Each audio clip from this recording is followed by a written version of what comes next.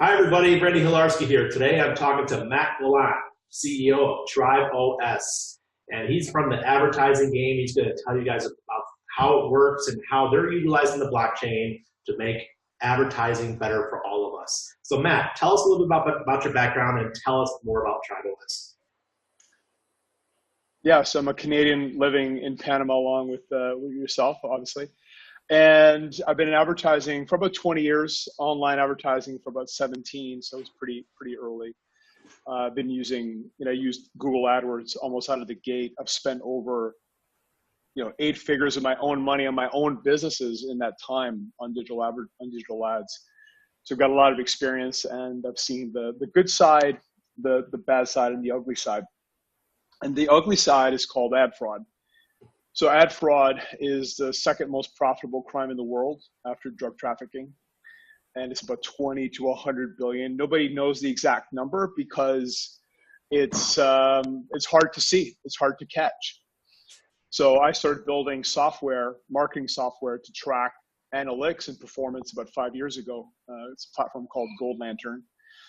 And I met a gentleman named James Wallace 2 years ago, and he had built technology called Ad Shield. So Ad Shield, what it does, it can identify whether a visitor is a human being or a bot, and it stops the bots. So a very common question that I get, which I'm assuming a lot of the listeners are asking, is how do people profit from ad fraud? So let me explain the ecosystem a little bit. Let's say, like yourself, you have a blog about blockchain. Most people that own blogs and properties, and let's call them publishers, they make money with ads. So every time someone would click an ad or take an action, they receive money. So it's usually 70%, 50 to 70% of the revenue from that ad click goes to the publisher. So they're incentivized that the more clicks happen, the more money they make. So a lot of the publishers are the source of the fraud. They'll create bots that go and drain the advertisers' campaigns. And until now, most advertising networks have done little to nothing to stop the fraud, even talk about it. So we're stopping the fraud. We're publishing everything on the blockchain, and we call it atomic traceability. So it's really down to the mouse movement of every single person that sees an ad. That's how deep you're going to be able to go as far as seeing what's happening. It's I don't know how we could create more transparency. I don't think it's possible. Literally. Matt, I did this for a little while. About 2 years. My friend Ralph Kaiser and I, he's also Canadian. We were doing advertising online, and we would sell packages. And in the beginning, it was great. I mean, I'm talking about going back to 2011, 12, in that time frame, and we were doing really well, and our clients were very happy with the results. And then the ad fraud just started going through the roof, and we could not combat it, no matter what we did. It was just getting worse and worse, and we would do chargebacks for the clicks and trying to get the money back, and our revenues just plummeted. So we said, enough is enough. Let's stick to social media ads. So we only started doing Facebook ads and Twitter ads and things like that for our clients, and then that got too expensive. So we said, you know what? I'm just not going to do this anymore. So sure. Hopefully this brings back ads where we can actually see the results, see the numbers, get a good idea of what's happening out there. Yeah. Well, that's so right now we would say, in my opinion, the best analytics ever. We track 4 ways. So IPs, emails, cookies, and we fingerprint the machines. Wow. So this allows us to see a level of accuracy as far as the results, and especially the results over time, which is really what matters. If you're advertising or trying to build a business, if you're smart, you're very happy if you break even, let's say in the first 30 or 60 days, assuming that you have a good product, people will come back and buy more. So then your profit happens, the 3rd month, the 4th month, the 5th month, the 6th month. The issue is with current advertising platforms, you cannot see that. The tracking is really, it sucks. It really does. You lose a lot of cookies, and they just give you the first 90 days, and then after that, you're lost. You literally can't see anything. So that's where Gold Lantern, the tracking comes in. It gives you very accurate perspective. And then again, stopping the fraud is an instant pay raise as far as, you know, your results. Yeah. So that's the idea. For the users, I mean, they're going to see a huge difference. Mm-hmm. I would think they would, you know, instead of it saying you get 100 clicks and 70% were fraudulent. Now, hopefully, those 100 out of those 100, you guys catch 99 or 98 and say those are the real ones, and 2 are fraudulent. You know, that would be just wonderful for everybody. And there's other ways too that you get screwed, and without naming names, but you know, one of the big boys, the default settings are horrible. So in other words, if you go and sign up today and you don't know what you're doing, which, you know, unless you've been at it for a while, it's hard to know what you're doing. I'd say there's like a 5% chance you're going to make money just because of the default settings. A lot of things are turned on to maximize their profit every moment of every day. So that's the other big thing that we're going to do, which is different than stopping the fraud and the analytics, is actually create different algorithms that are not trying to maximize our profit every single second, and actually look at it more from a medium-term, long-term perspective and say, well, how can we give our advertisers the best return on ad spend possible so that they come back? Because a lot of these other platforms, their attitude is, you know what, if you're not smart enough to figure this out, if you're not good enough to be the top 2% or 5%, we don't care. We don't want you. We got enough business that we're just going to churn and burn, and the people that are the best of the best will figure it out and they'll get all the traffic. Yeah. So we really want to change that as well, because that's another big issue in the space. All right, sounds fair. Now, obviously, this is Crypto Daily UK is a blockchain website. Yep. We're all about blockchain news. Tell me a little bit about your blockchain. What is the back end? And I see that you guys have STO right now, and that's pretty interesting because you guys are especially the first ones out there. So tell us a little about that and tell people how they can get involved and actually purchase. Cool. So I've been in Bitcoin since 2013, and I've been an entrepreneur for 20 years. So I've been watching the space carefully, and timing is everything. You know, if you're too early, it's worse than being too late. And I felt that, you know, 2017 started happening. Certainly some light bulbs went off, and I said, okay, it's time to start building businesses in the space, because the adoption and, you know, it went from just cyberpunks and visionaries and, you know, guys like yourself and myself to a lot more mass awareness. So when that came, that's when we decided to do this. And again, we were already kind of in that direction, but the blockchain was the missing piece around the transparency. So we thought long and hard, and again, and I love decentralization, I love consensus, I love all of these things. But at the end of the day, we sat down, we said, okay, what's our priorities? Number one is not to go to jail. Yeah. Which means there's a lot of things that we will not do. And in other words, we will not be crypto cowboys, which again, I love crypto cowboys. I just don't want to be one of them. You know, I want to be able to travel, you know, visit the United States and not have to worry that I'm going to get pulled and have issues. So that was the first priority. The second priority was, let's build a real successful business. Because one of the things that I felt disillusioned by, and I'm sure you felt this as well, when I, you know, going to crypto conferences and meeting the people, it was like 99% of people were idealists with big visions and awesome visions that maybe 10, 15, 20 years from now will materialize. But as of right now, have almost no chance, just because we're not there as a society. So all that to say that when it came down to making decisions around the blockchain, we looked at it more like, let's grab the best parts of blockchain and leave the things that might hurt us on a business level. So with the first thing we wanted was the transparency, because that's the issue in the ad space.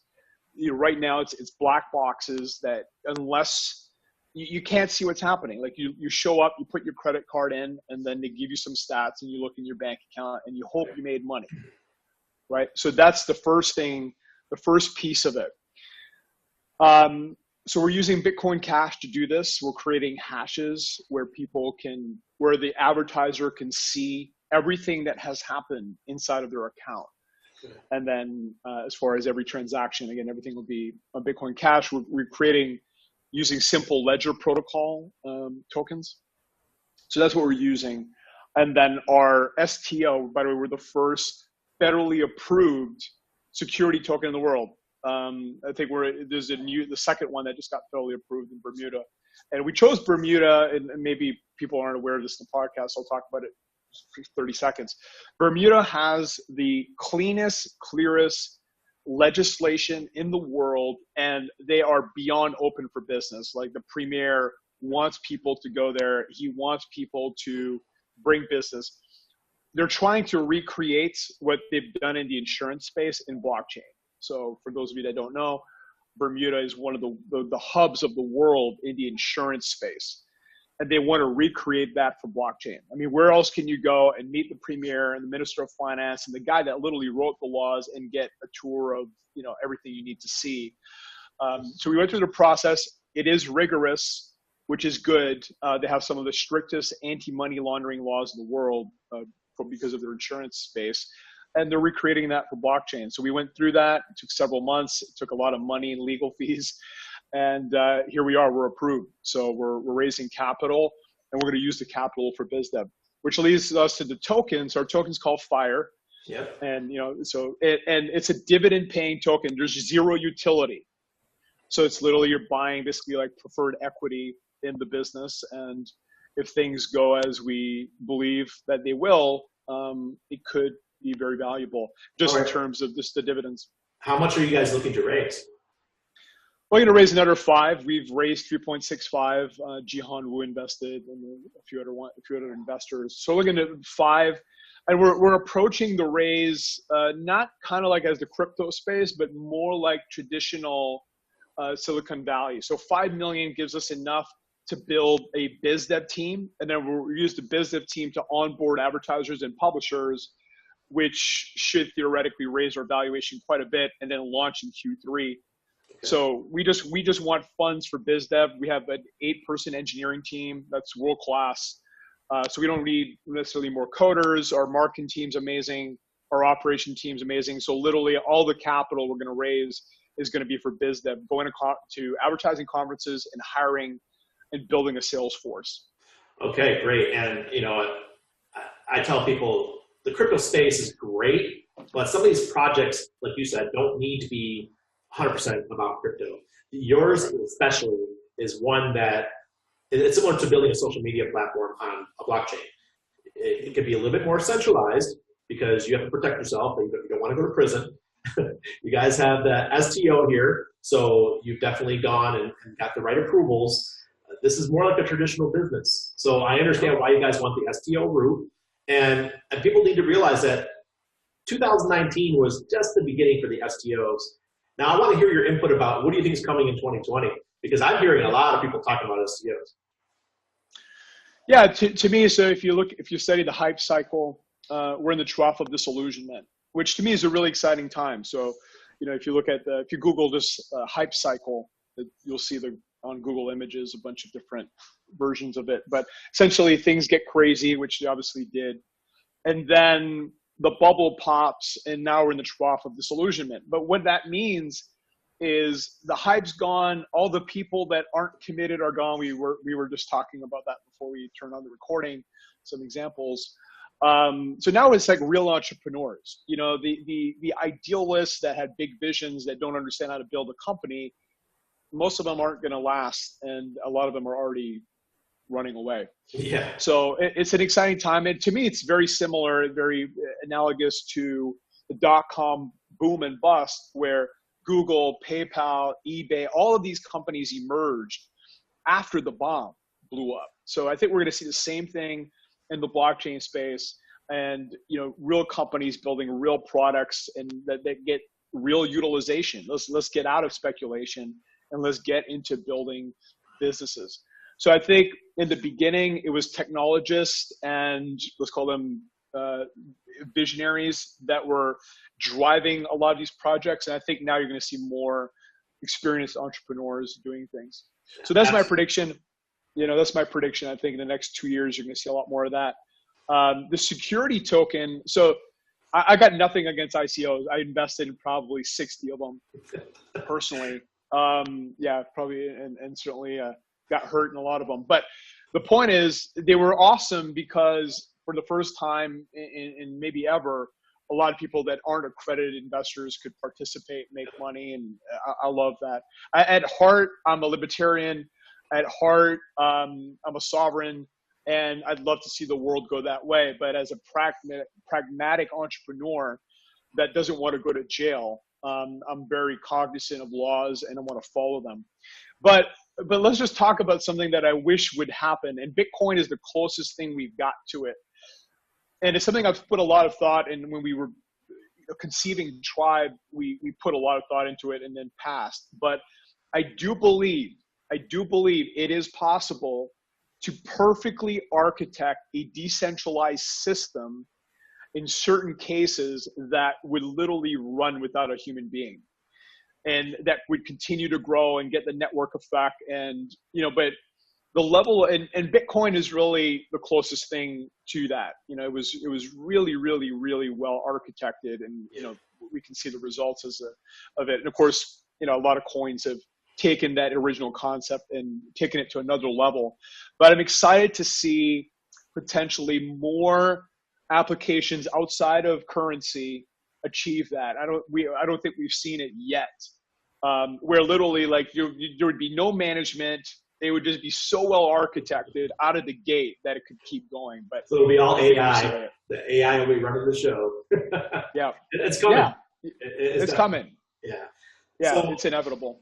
So as far as tribeOS is concerned, when can I, as an advertiser, start using it, or me as a publisher start using it? The answer is Q3. So I'd say our product is around 80% completed, which is so a lot of it's functioning. So like I'd say 80% of the product is working.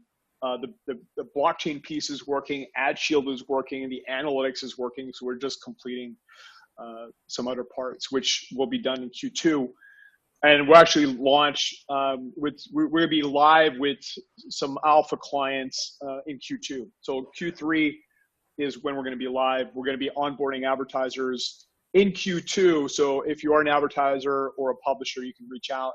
And we're signing letters of intent, so very non-committal, and we're giving people discounts when we do get live. So you can benefit by joining us now. Well, it's my network's pretty big. I have a lot of people that I know that either run social media websites and that kind of thing.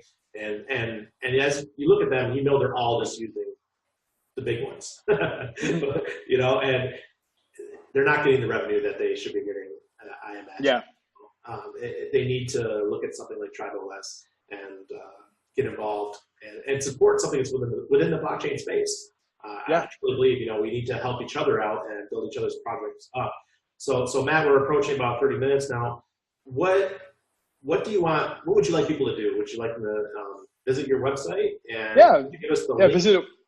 Visit the website, tribeOS.io. Check it out. There's a demo video of the product. There's another video where we talk about ad fraud.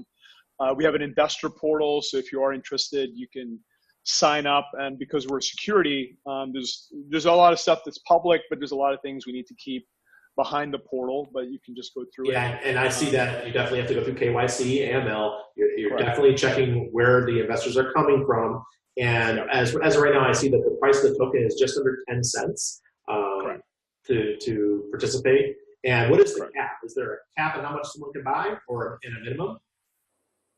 No minimum. We took out the minimum to, again, just make it easy to join us. And the cap, again, if somebody wrote a check for $5 million, that'd probably be the cap to one investor doing that. So yeah, we're looking to, again, cap this run at around 5.